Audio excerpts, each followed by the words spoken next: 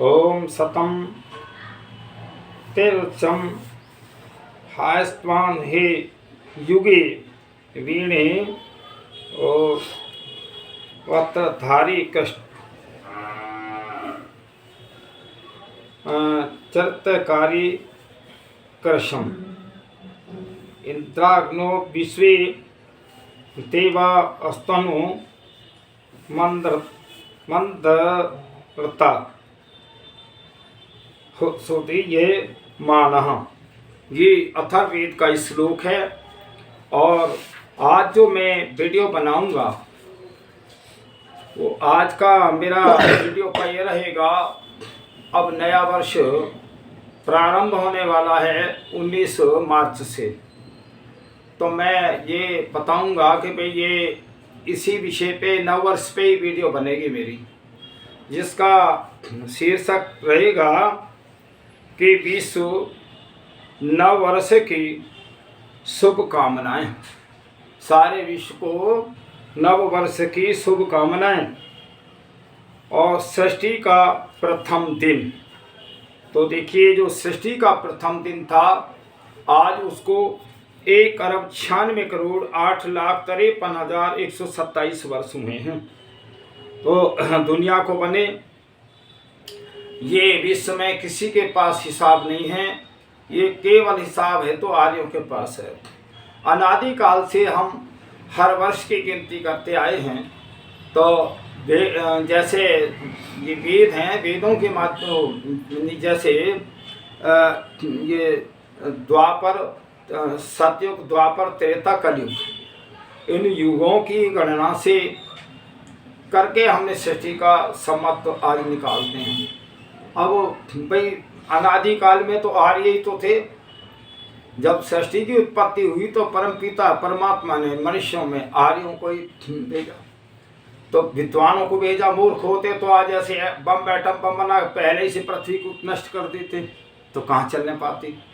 तो इसलिए मैं आज एक बात बताना चाहता हूँ कि देखिए, इस संसार की उत्पत्ति, स्थिति, प्रलय की और वर्णन को क्रम से और बताया गया है।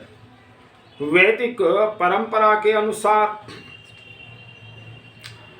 1,96,8,53,127 वर्ष दुनिया को बने हुए हैं।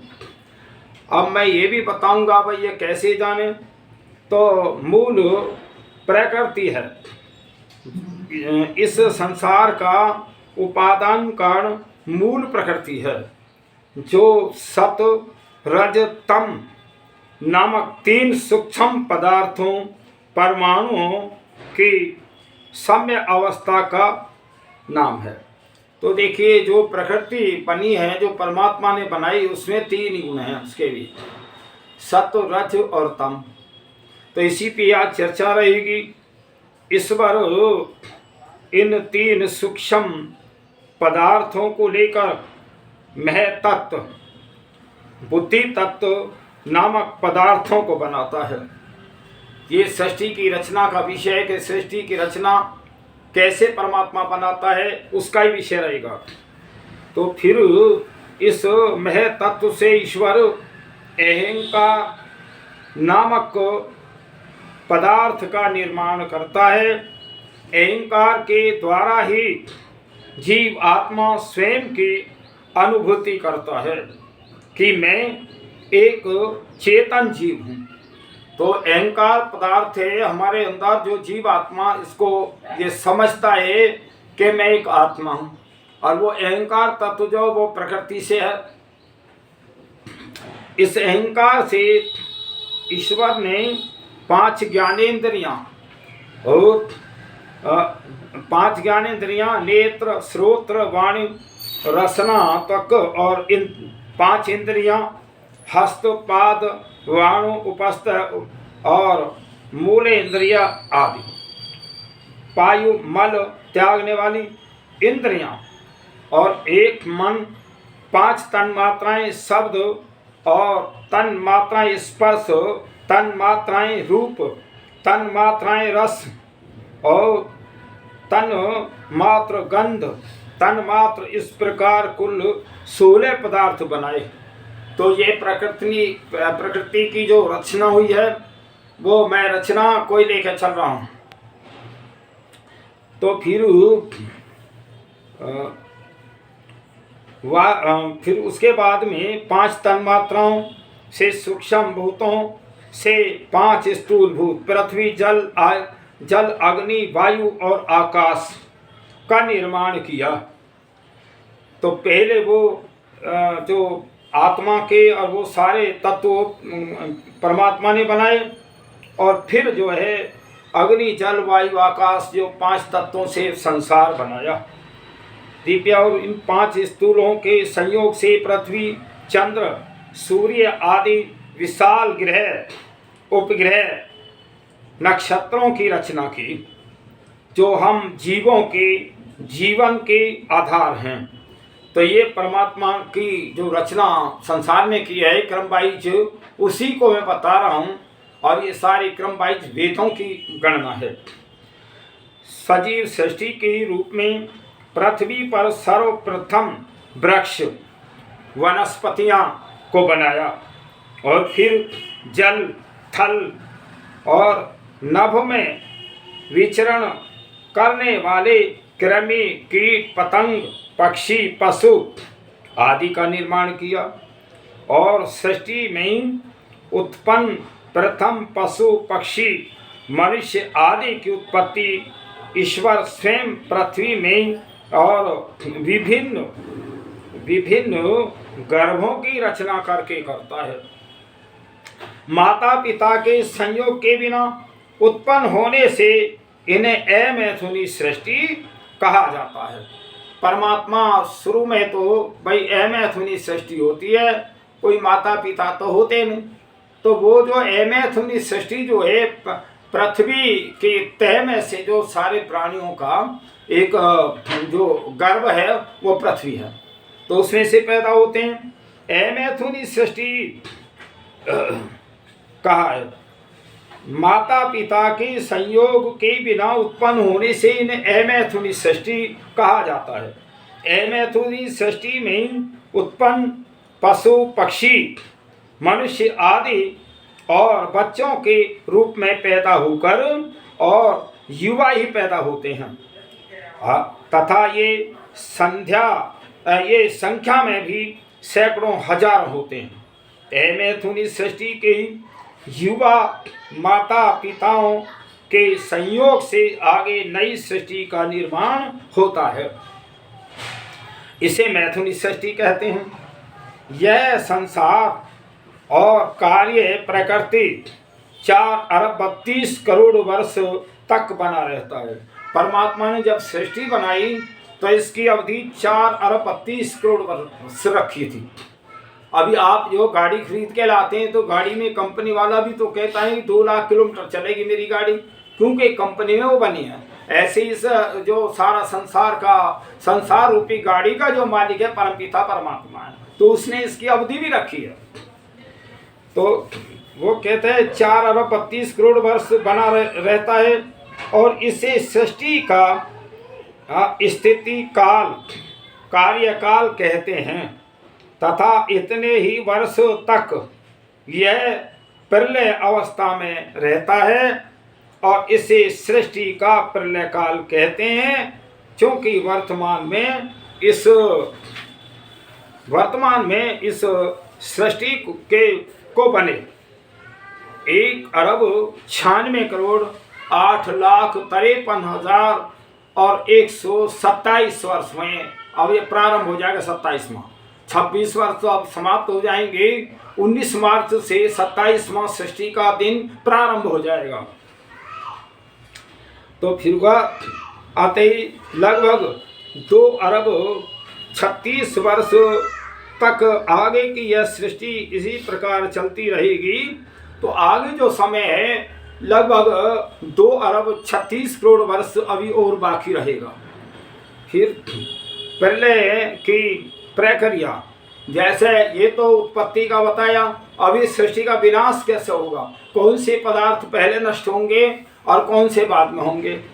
तो इसमें प्रक्रिया में मैं विपरीत क्रम से होती है। जो जो इसकी सृष्टि का उत्पादन था उसके उल्टी होती है। तो उल्टी में ही प्रलय प्रारंभ होने पर ईश्वर सर्वप्रथम मनुष्य जाति का विनाश करता है और तत्पश्चात पशु पक्षी कीट पतंग और वनस्पति का सजीव सृष्टि के विनाश के बाद ग्रह उपग्रह नक्षत्र आदि का और विनाश करता है। वे उन्हें 5 स्थूल भूतों में परिवर्तित करता है और फिर इन 5 भूतों को 5 सूक्ष्म भूतों में 5 सूक्ष्म भूतों में 11 इंद्रियों में कर्मेंद्रियां ज्ञानेंद्रियां मन को अहंकार में और अहंकार को मह तत्व में और वह मह तत्व को मूल प्रकृति जो तत्व है सत्व रज और तम की और साम्य अवस्था में परिवर्तित कर देता है। ये परमात्मा का जो सृष्टि का बनाने का चलाने का नियम ये मैंने बताया। तो यहाँ कर देता इस प्रलय अवस्था में एम को जीव आत्माएं मूर्छित रूप में रहती हुई और किसी प्रकार का भी सुख दुख अनुभव नहीं करती हैं और जबकि मुक्त आत्माएं ईश्वर के आनंद में पूर्ववत और मग्न रहती हैं। तो उस समय भी जो है 2 प्रकार की एक विचारधारा या कर्म कह लो, आत्मा के 2 विचारधाराएं 2 कर्म रहते हैं।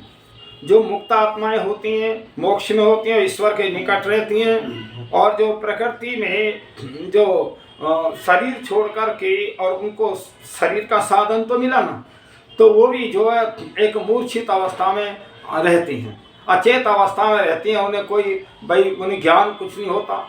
तो इस प्रकार से वो प्रलय में रहते हैं और जो मुक्त आत्माएं वे परमात्मा की क्षण में रहती हैं, आनंद लेती हैं। ये सिस्टम है संसार का। तो देखिए फिर सब सुख दुख अनुभव नहीं करती हैं, जबकि मुक्त आत्माएं ईश्वर के आनंद में पूर्ववत मग्न रहती हैं। इस प्रकार संसार की रचना वे विनाश एक के बाद एक क्रम से होते रहते हैं।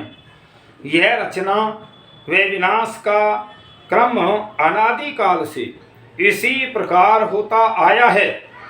वे आगे भी अनंत काल तक इसी प्रकार चलता रहेगा। इसीलिए संसार चक्र को प्रवाह से अनादि एवं प्रवाह से अनंत कहते हैं। ये अनादि चक्र है, ये इसी प्रकार चलता रहेगा। इसकी कोई गणना नहीं हो सकती कि ये इतने वर्ष रहेगा इतने ना रहेगा, ऐसा कुछ नहीं है। तो इसलिए ये परमात्मा की मैं जो रचना की बात बताई है।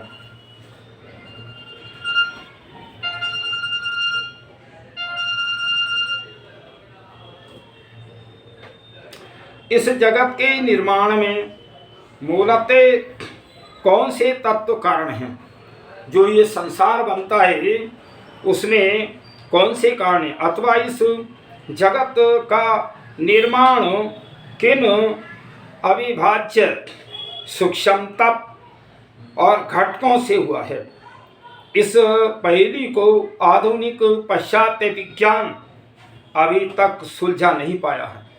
एक समय था जब आधुनिक भौतिक विज्ञान और 92 या 102 या 105 तत्वों को इस जगत का मूल कारण मानते थे।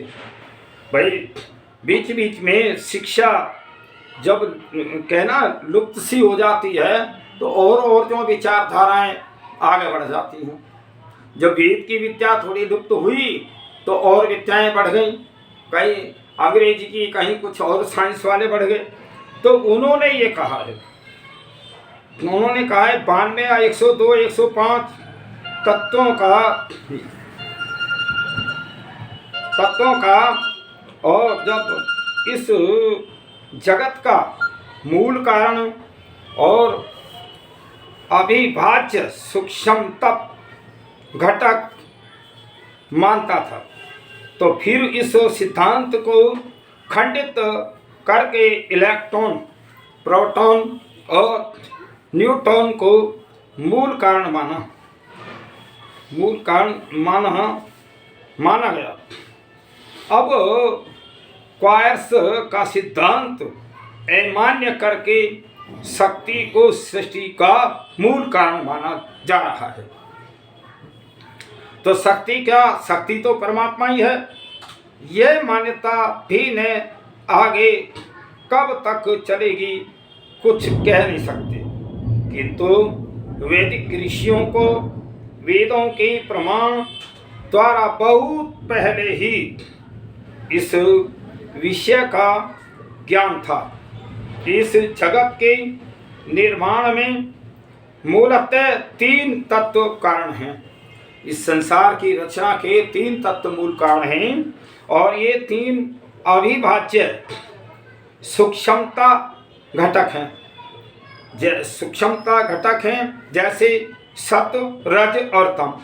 ये 3 गुण प्रकृति में हैं, और ये हमारे कर्म के अनुसार जैसा हम करते हैं इसमें तो तीनों तत्व मौजूद हैं, लेकिन जैसे जैसे ये जीवात्मा इसका उपयोग करता है वैसा उसका कर्म बनता चला जाता है। सत्व, रज, तम, इन तीनों का सम्मिलित नाम मूल प्रकृति दिया गया है। तो ये 3 जो गुण हैं ये प्रकृति में हैं, और ये तीनों सत्व जड़ हैं, अर्थात ये सजीव, चेतन या ज्ञानवान नहीं है। ये तीनों नित्य भी हैं, अर्थात न कभी उत्पन्न हुए और न कभी नष्ट होते हैं। प्रकृति के जो ये 3 तत्व हैं, सत्वगुण, रजोगुण और तमोगुण, इनमें अपना ज्ञान नहीं है प्रकृति के कोई किसी तत्व में। इसको, प्रकृति को या तो परमात्मा इसकी रचना करता है और परमात्मा ही इसमें गति देता है, तो और या फिर मनुष्य इसको तो अपने उपयोग के लिए काम में लेता है। जैसे देखिए परमात्मा की गति क्या है, भूकंप आते हैं तो प्रकृति अपने आप नहीं हिलती है, परमात्मा ही तो हिलाता है। बारिश पड़ती है और समुद्र से पानी जाता है, सारा, क्योंकि एक एक कण कण में परमात्मा व्यापक है। तो सारी गति किसकी है? परमात्मा ही कर रहा है, लेकिन प्रकृति अपने आप कुछ नहीं कर सकती। ईश्वर तो 3 नित्य हैं, अर्थात न कभी उत्पन्न हुए न कभी नष्ट होंगे।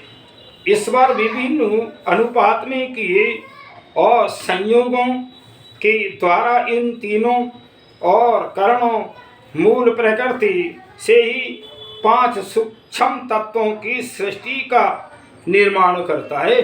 फिर इन 5 स्थूल भूतों से यह दृश्य जगत अर्थात संपूर्ण ब्रह्मांड, सूर्य, चंद्र, पृथ्वी, वृक्ष, वनस्पति, कीट, पतंग, पशु, पक्षी, वे मनुष्यों के शरीर आदि को बनाता है। जब प्रलय करनी होती है तो तब इस दृश्य जगत को निर्माण के विपरीत क्रम से और विखंडित करता है। फिर परमात्मा जब प्रलय करनी होती है तो इसके विपरीत करके विखंडित करता हुआ सत्वरजतम मूल प्रकृति की और रूप तक बदल देता है। इस पत्रक में मूल प्रकृति में 5 स्थूल भूतों तक भी निर्माण प्रक्रिया को दर्शाया गया। तो देखिए महर्षि कपिल के अनुसार ईश्वर सर्वप्रथम मूल प्रकृति के सूक्ष्मतम तत्वों और सत्व, रज और तम जो एकत्रित करता है, इससे जो वस्तु कार्य द्रव्य बनती है उसका नाम महतत्व बुद्धि है। तो इन तत्वों से क्या बना? बुद्धि है। और महतत्व के साथ कुछ और मूल तत्वों और तत्व एवं तम को और भिन्न अनुपात में मिलाने पर और अहंकार नामक वस्तु बनती है। तो पहले महतत्व तो फिर अहंकार बनती है, जो कि महतत्व की अपेक्षा कुछ स्थूल होती है। और अहंकार में मूल प्रकृति सत्व रज तम के गुण और कणों को और भिन्न भिन्न अनुपात में मिलाने से ईश्वर 16 प्रकार की वस्तुएं बनाता है। 16 ये कौन सी हैं? 16 5 तो ज्ञानेंद्रियां जो हमारे चक्षु, आँख, नाक, कान, श्रोत और नासिका आदि हैं। 5 जो कर्मेंद्रियां हाथ, पैर, वाणी, वायु, मूल इंद्रिय, उपस्थ इंद्रिय और एक मन। 5 हमारी तन्मात्राएं हैं। शब्द तन्मात्र, स्पर्श तन्मात्र, रूप तन्मात्र, रस तन्मात्र और गंध। 15 से 16 वस्तुएं अहंकार की अपेक्षा स्थूल होती हैं। इनमें पहली तो जो सूक्ष्म थे उनमें स्थूलता और तत्व जो बनते हैं। ये 11 वस्तुओं, 5 कर्मेंद्रियां, 5 ज्ञानेंद्रियां, एक मन, ये किसी अन्य नवीन वस्तु का निर्माण नहीं होता। और जबकि शेष 5 वस्तुओं, 5 तन्मात्राओं से आगे की और अन्य वस्तुओं का निर्माण होता है। ये परमात्मा की सृष्टि रचना का मैं ये बता रहा हूँ कि नववर्ष पे हम ये कैसे मनाएं, ये नववर्ष क्या है। तो फिर जो है शब्द तन्मात्र आदि 5 तन्मात्राओं के अनेक कण पृथक पृथक मिलने से जिस नई वस्तु का निर्माण होता है उसे शास्त्र में परमाणु कहा जाता है। जो ये मिलजुल करके जो बनता है एक परमाणु बनता है उससे, तो परमाणु कहा जाता है। ये 5 प्रकार के होते हैं परमाणु भी।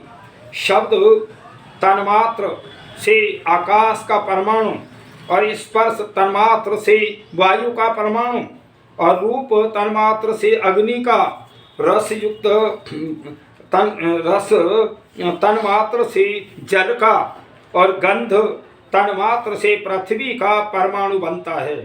तन्मात्राओं की अपेक्षा ये परमाणु स्थूल होते हैं और किंतु आँखों से दिखाई नहीं देते हैं। परमाणु बहुत सूक्ष्म होते हैं तो ये आँखों से दिखाई नहीं देते।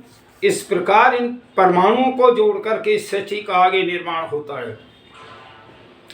परमाणुओं से आगे की रचना है अणु, और ये भी 5 प्रकार के होते हैं।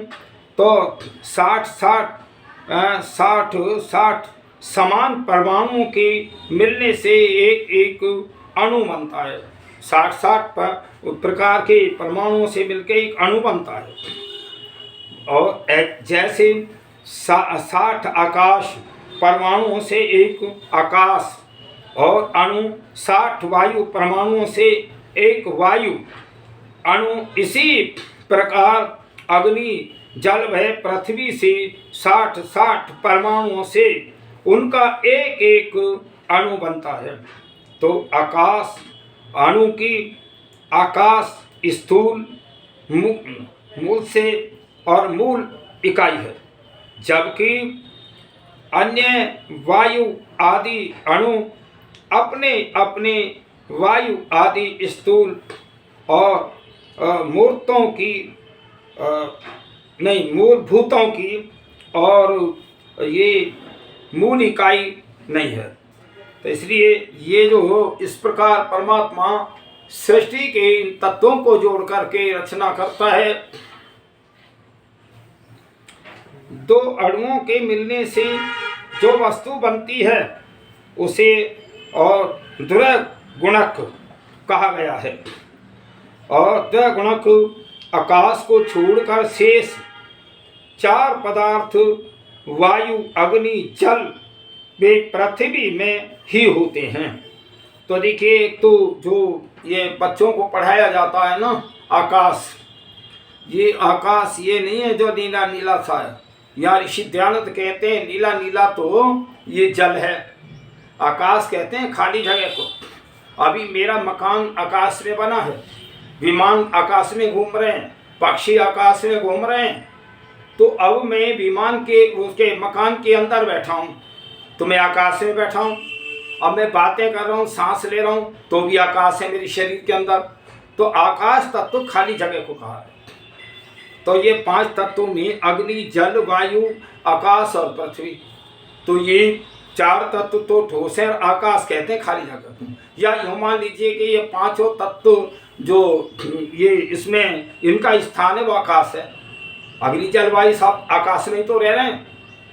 तो ऐसा विचार करें तो 2 वायु अणुओं से एक वायु द्रणक, 2 अग्नि अणुओं से और एक अग्नि द्रणक। इसी प्रकार जल द्रणक वे पृथ्वी द्रणक और द्रणक का भी निर्माण होता है। प्रत्येक द्रणक में 120 परमाणु होते हैं। तो देखिए कितना हमारे ऋषियों ने कहाँ तक हुए। वैसे हालांकि ये सारा विज्ञान परमात्मा का ही है। जब अनादि काल में परमात्मा ने सृष्टि की रचना की तो सृष्टि की रचना की, मनुष्य की और सारी रचना तो मैं बता रहा हूँ जगत की, लेकिन सबसे प्रथम जो जन्म हुआ था वो ऋषियों का हुआ। और देखिए ऋषियों की आत्माओं में परमात्मा ने सारी सृष्टि का विज्ञान का ज्ञान दिया है। वेदों को पढ़ के तो देखो, वेद के ना पढ़ने से ये इतना विकास तो कर रहे हैं, बम बना रहे हैं एक दूसरे पर मारने के लिए, पृथ्वी को बिगाड़ने के लिए। इन्हें क्या कहेंगे? परमात्मा क्या ऐसे मनुष्यों से खुश रहेगा जो परमपिता परमात्मा का इतना सुंदर संसार बनाया है और जिसको मनुष्य बिगाड़ रहा है? तो इसलिए विचार करो, इस ये परमात्मा की जो सृष्टि है सबको जो है रहने के लिए और सबको कर्म करने के लिए, मुक्ति कर्म करने का ये साधन है संसार। ना कि यहाँ तुम बम एटम बम बना करके एक दूसरे पे छोड़ते रहो, पृथ्वी का विनाश हो रहा। तुमने वायु को खराब कर दिया, जल को खराब कर दिया, अग्नि को खराब कर दिया। बताओ क्या ये इसी को मानव कहते हैं? अरे मानव नाम है, मानव का नाम मनुष्य। मनुष्य उसको कहते हैं जो मननशील हो, विचारवान हो, अपना नुकसान दूसरे का नुकसान जान करके और वो कार्य करे, उसका नाम मनुष्य है। आज मनुष्य कहाँ जा रहा है? आप ये सोचो तो सही कि सृष्टि विज्ञान है क्या परमात्मा का?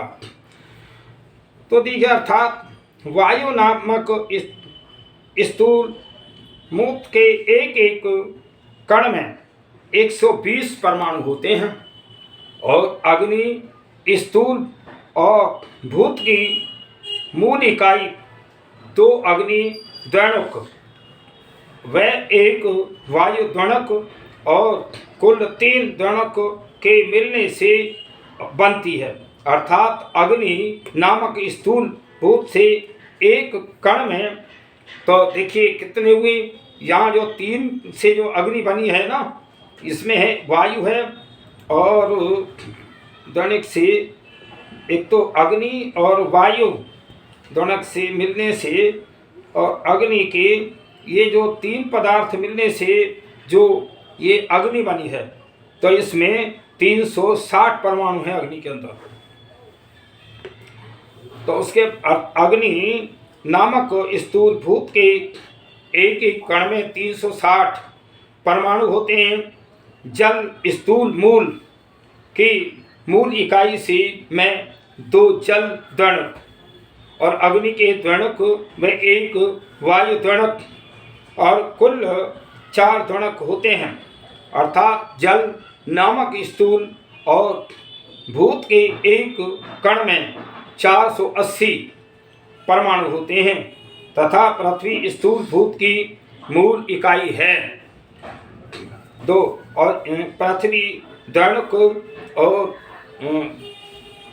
2 पृथ्वी द्रणक 1 जल और द्रणक 1 अग्नि द्रणक में 1 वायु द्रणक, कुल 5 द्रणक होते हैं। अर्थात पृथ्वी नामक स्थूल भूत के एक कण में 600 परमाणु होते हैं। देखो कितना सूक्ष्म तक परमात्मा ने ज्ञान दिया है, मनुष्य कहाँ पहुँच सकता है।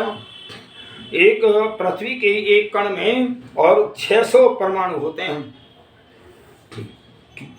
फिर उसके बाद इस प्रकार बने 5 स्थूल भूतों में पूर्व वाले की अपेक्षा बाद वाले में उत्तरोत्तर स्थूलता बढ़ती जाती है।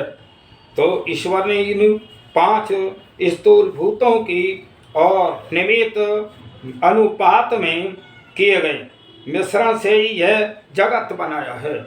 इस तो देखिए ये मूल प्रकृति से 5 स्थूल भूतों तक की निर्माण प्रक्रिया का वर्णन सांख्य दर्शन सत्याप्रकाश के आधार पर प्रस्तुत किया गया है। तो देखिए हमारे ऋषि मुनियों ने साधना में बैठ कर के ऋषि दयानंद तो 18 घंटे समाधि लगाते थे, ईश्वर से साक्षात्कार दर्शन करते, उसके आत्मज्ञान प्राप्त करते थे। तो इस प्रकार से ये सारा जो ज्ञान है और विज्ञान है हम आर्य ही जानते हैं, इतना और कोई जानता ही नहीं। भाई अगर अनादि काल में हम जाएं तो जब परमात्मा ने जब सृष्टि की रचना करी तो उसमें जो मनुष्य आया, मनुष्य का जो नाम पड़ा था वो आर्य था। आर्य कहते हैं श्रेष्ठ को, धार्मिक को, सुबह शाम संध्या करने वाले को, वेदों को पढ़ने वाले, यज्ञ हवन करने वाले को और सत्य के मार्ग चलने वाले को आर्य कहते थे। और भाई उसके बाद में एक दूसरा भी लोग हैं कि सभी तो ना, लेकिन अनार्य भी आया है। अनार्य वो है कि जो पढ़ने पढ़ाने से भी ना पढ़े, उसी को तो अनार्य कहेंगे। यानी पढ़ने का अधिकार तो सबको है। तो इसलिए ये हम जब से सृष्टि की उत्पत्ति हुई है तब से हम आज तक हम जो है सृष्टि की गणना करते आए हैं और हम ये सारा हिसाब आर्यों के पास है और कोई इतना नहीं रखते न लगाते हैं हिसाब। तो मैं एक बात कहूँ, जैसे अब कलयुग चल रहा है तो सबसे प्रथम में सतयुग, फिर त्रेता, द्वापर और कलयुग। देखिए इनका मैं किसी दिन पूरा वो दूंगा, इनका भी एक वीडियो बनाऊंगा, आज तो नहीं बनेगी। तो उस समय पहले तो इन चारों युगों की देखिए कैसे गणना लगाई है, मैं वो बताना चाहता हूँ। जैसे सतयुग है, सतयुग को कितने दिन हो गए, नहीं एक चक्र जो है सतयुग कितने वर्ष तक रहता है, दूसरे में त्रेता कितने युग रहता है और तीसरे में द्वापर कितने दिन और उसके बाद में कलयुग कितने दिन। इनकी पहले नंबर तो इनकी जो गणना है वो गणना को जोड़ो, सब चारों की गणना को जोड़ो और उसको उनको गुणा करके और एक वो बनता है।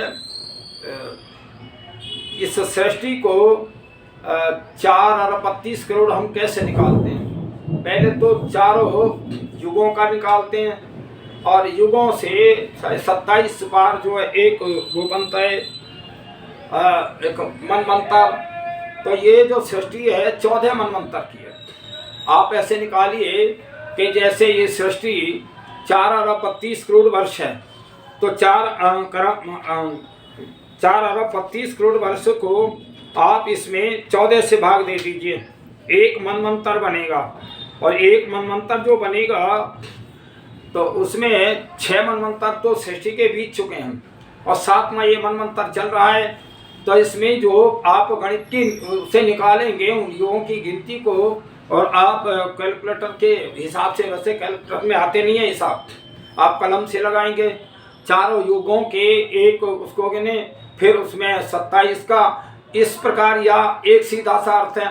जब यह सृष्टि 4 अरब 32 करोड़ वर्ष की है तो आप चारों युगों का वो गिनती करके कि एक बार में एक ये चारों युगों के इतने वर्ष हुए और उन युगों को जो है और अब तक 450 बार ये सतयुग, द्वापर, त्रेता और कलयुग बीत चुके हैं। तो आप 450 का पहले तो उनकी गणना को जोड़ें, एक युग में कितने वर्ष हैं, फिर उनमें 450 का भाग दे दो तो इतना आप निकल के आ जाएगा। दूसरे में जब ये सृष्टि की प्रलय होती है तो चारों युग 1,000 वर्ष बार बीत जाते हैं, तब सृष्टि की प्रलय होती है। तो 1000 वर्ष बीतने का समय और 4 अरब 32 करोड़ वर्ष बैठेगा। मैंने तो लगा रखा है। तो इसलिए आप इस प्रकार से ही जान सकते हैं कि ये सृष्टि की रचना कैसे हुई और सृष्टि की गणना कैसे है। तो मैं कितना गणना का भी दूंगा, एक वीडियो बनाऊंगा इस पे कि सृष्टि की रचना कैसे कब से हुई और एक एक युग में कितने कितने वो हैं।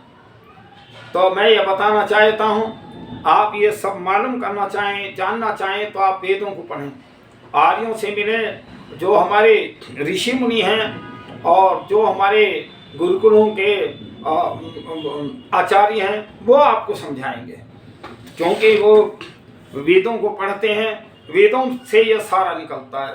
तो जब से सृष्टि बनी है तभी से वेदों की उत्पत्ति भी जब से है, क्योंकि अगर वेद की उत्पत्ति ना होती तो मनुष्य संसार में कैसे रहता। जिन्होंने वेद नहीं पढ़े हैं आज संसार के अंदर वही संसार में आग लगा रहे हैं। और कौन है? तो इन अनार्य ही तो कहेंगे, आर्य नहीं कह सकते इनको। आर्य होते तो नष्ट नहीं करते, ये दुनिया को नष्ट नहीं करते, लेकिन ये अनार्य हैं, इन्होंने वेद को नहीं पढ़ा, ईश्वर को नहीं जाना, न ईश्वर के बारे में जानते, इसीलिए ये अज्ञानता के कारण सृष्टि का विनाश कर रहे हैं। तो विचार करो, वेदों को पढ़ो।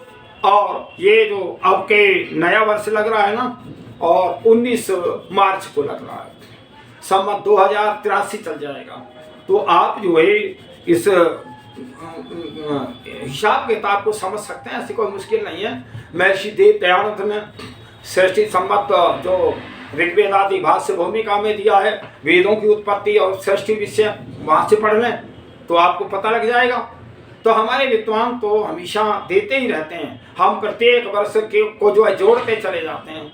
तो तब हम बता रहे हैं भाई सतयुग के कितने वर्ष का है और द्वापर कितना, त्रेता कितना, कलयुग कितना, ये तो सीधा सा अर्थ है ना।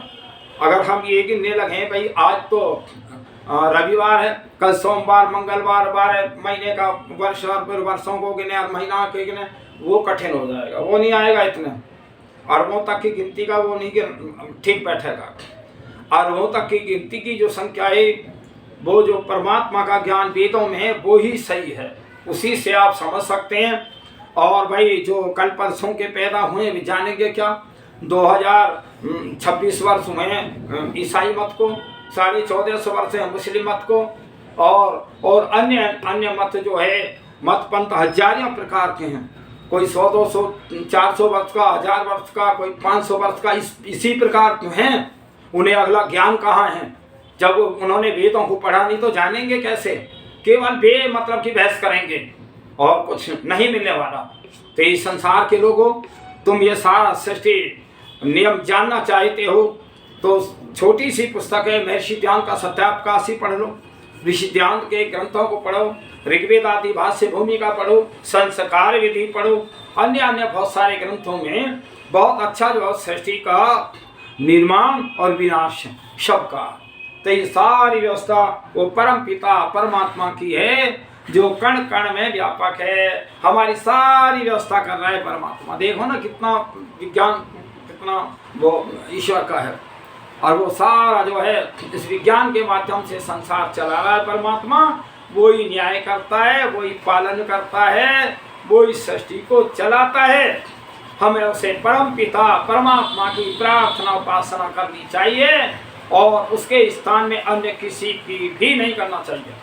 कितना ही कोई बड़ा साधु हो, सन्यासी हो, राजा हो, विद्वान हो, चक्रवर्ती शासक भी हो, तो भी हम उसका मुकाबला नहीं कर सकते। हमें उस परम पिता परमात्मा की प्रार्थना उपासना करनी चाहिए जिसने सारे सृष्टि का निर्माण किया है। तो अभी देखिए, पहले जो ये आज भी 4-5 प्रकार से तो सृष्टि चल रही है। एक अमैथुनी सृष्टि, एक जो है जो जैसे मैं अब 1 सप्ताह नहाया ही नहीं तो मेरी गर्मी से मेरे शरीर में जूं पड़ गई, जूं तो अब नहीं है, तो इसको कहते हैं अमैथुनी से, उमस से। और एक पृथ्वी में से कीड़े मकोड़े वैसे ही पैदा हो जाते हैं तो वो जो उनकी रचना है वो पृथ्वी से, कई बार अंडे से भी हैं। तो इस प्रकार से जो रचना चल रही है आज भी चल रही है।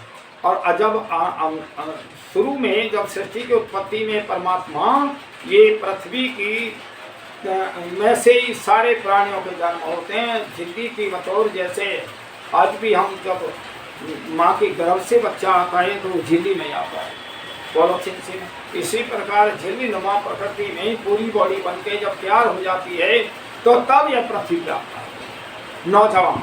अगर बच्चा होता तो यहाँ कौन गौ से पालता, यहाँ तो चीते भेड़िया शेर इत्यादि खा जाते, और जो बूढ़ा होता तो सृष्टि न चलती।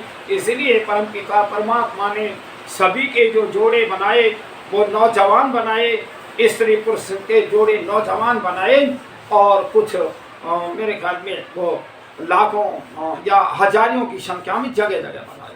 तो इसलिए तब वो आगे बढ़ते रहे और ये संसार की रचना इस तरह बढ़ गई। और आज हम कितने हैं संसार में, वैसे देखें तो अगर हम अनादिकाल से देखें तो सबकी उत्पत्ति और सबका जन्म एक जैसा है। भाई हम सारे संसार के जो लोग हैं, चींटी से हाथी पर्यंत मनुष्य पर्यंत, सब हम भाई भाई हैं, सब हम प्राणी एक समान हैं। हम किसी को कष्ट न दें, किसी को दुख न दें, ऐसी भावना से हम नववर्ष को मनाएं। और नववर्ष हम प्रसन्नता में। और एक बात और है कि अब नववर्ष कितना सुंदर दिखाई दे रहा है तुम्हें। इस समय न गर्मी है, न जाड़ा है, न बरसात है, और भरपूर अन्न है, और पृथ्वी पे सारे अन्न हैं। अभी हमने होली का पर्व अन्न का मनाया। अब एक बात सुनो, एक और चला गया, एक जो है वो 1 जनवरी नया वर्ष नया वर्ष नया वर्ष, तो दुनिया के लोग पागल हो रहे हैं। मैं कहता हूँ जो नया वर्ष कह रहे हैं उन्हें घर से निकाल के और उन्हें जंगल में भेज दिया जाए। जो जनवरी में यहाँ भारतवर्ष में कितनी सर्दी होती है वहीं से आप खाइए और वहीं जो रहिए, तो क्या वो मरेंगे या बचेंगे? आज हमें घर से निकाल दो, जंगल में हम और बहुत सारी फसलें हैं, जौ हैं, जौ चने मटर गेहूँ से संतरा खा लेंगे। और मकान तो थोड़ी थे जब अनादि उसमें जब सृष्टि की रचना हुई, तो उस समय हम ऐसे मौसम में हम खुले में भी रह जाएंगे। ये परमात्मा का सृष्टि का नववर्ष है। और आप देखेंगे भी कहीं वनों में जाएं, कहीं जाएं, और सारी वनस्पतियां के कितने फूल पत्ती पे बहुत सुंदर लग रही हैं। एक कवि ने कहा वनों को देख करके कि कैसी वो वनों में वो छा रहे हैं कि वो वन के पेड़ भी ऐसे दुल्हन जैसे सज रहे हैं, पर्वत सज रहे हैं। तो ये है परमात्मा की नया वर्ष की रचना। और वो जो मनुष्यों ने अपने केवल वो ईसाई मत जो है, ईसाई का खतना हुआ और नया वर्ष है नया वर्ष है नया वर्ष। अरे क्या है, अरे थोड़ा अपनी बुद्धि पर जोर तो दो, कौन सा नया वर्ष होना चाहिए? तुम क्या परमात्मा से भी ऊपर बन गए, उस ईश्वर से भी ऊपर हो, नया नया फार्मूला निकाला है यहाँ। इसीलिए मनुष्य जो है आपस में लड़ झगड़ रहा है। तो मैं ये कहता हूँ सभी से मैं नम्र निवेदन करता हूँ, सभी से मेरा किसी से कोई भेदभाव नहीं है, कोई द्वेष नहीं है, पर जहाँ कमी देखता हूँ उस पर मैं कहता हूँ। तो भाई ये नव वर्ष को सब प्रेम पूर्वक से मनाओ, और सब इनमें हमें कोई बड़ा ना छोटा, ना कोई ऊंच ना नीच, ना कोई मनुष्य की जाति है। मनुष्य जाति तो एक ही जाति तो है। ये जातियों का एक झमेला करके और राजनीति कर रहे हैं, और क्या है इसमें। तो इसलिए बुद्धिमान लोगों सोचो, विचार करो, इस पृथ्वी पे शांति आए, जिसलिए परमात्मा ने हमें भेजा है मुक्ति प्राप्ति के लिए। उस यत्न को आगे करो, आगे बढ़ाओ, और प्रसन्नता के साथ सृष्टि नव वर्ष मनाओ। मैं सारे विश्व को और नव वर्ष की शुभकामनाएं देता हूँ। परमपिता परमात्मा सारे संसार के लोगों में सुख शांति दे, उनकी आत्मा में है। हे प्रभु, आपकी सृष्टि, आपके हम, सब कुछ तो आपका ही है। तो इसलिए हे प्रभु, आप हमें सुख शांति दो और सारी व्यवस्थाएं ठीक हों, हम आपस में भाई भाई प्रेम से रहें, ऐसी हमें आत्मशक्ति दो। हे प्रभु, मैं आपसे कामना करता हूँ सभी की आत्माओं में आप व्यापक हैं, आप शक्ति दें। हे प्रभु, मेरी प्रार्थना स्वीकार करो, स्वीकार करो, स्वीकार करो। ओम शम।